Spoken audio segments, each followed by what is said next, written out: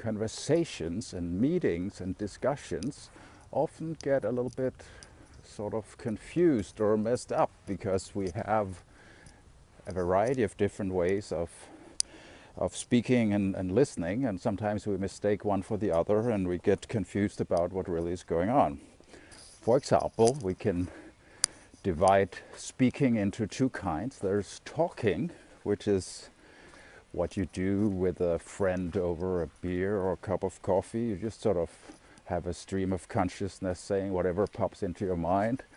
One thing reminds you of another. You might change the topic in the middle of a sentence, and it doesn't really matter very much. And when you're done talking, the other person will start saying something. That's okay if it's just for that purpose, just chatting with a friend. There's a problem if somebody thinks that it's really important what you're saying and they transcribe it and put it in the newspaper or something and they try to analyze it. So it contrasts with the other kind of speaking, which is we could call speaking, which is that you have something specific you want to say that you've thought about, and you organize your thoughts in order to say it as clearly as possible and as convincingly as possible to the target audience. So that's more somebody who gives a speech, but it's also somebody who expresses themselves well in a meeting.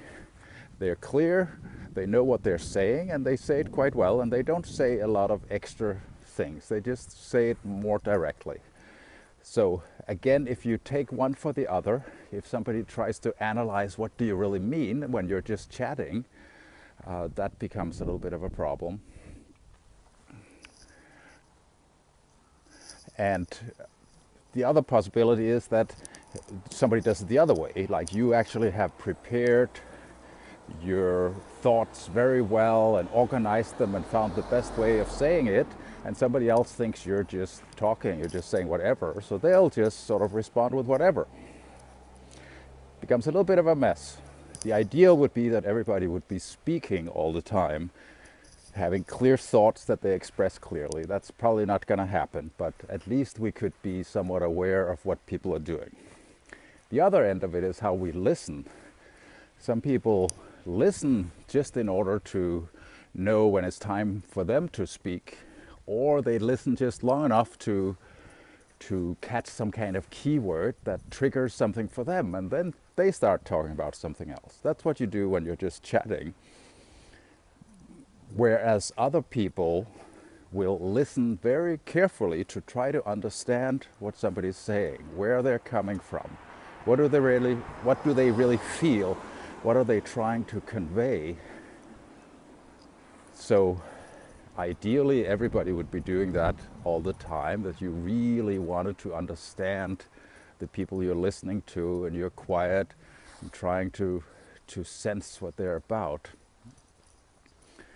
But again, if you match that up with talking, with the wrong kind of speaking, then it becomes a mess again. You're trying to understand something that really isn't there. Somebody just sort of saying random things off the top of their head. So it's not even worth the trouble to try to really get it. Anyway, so be more aware of which kind of talking or speaking you're doing, and which kind of listening you're doing, and which other people are doing, so that you don't get disappointed by getting the wrong kind of response.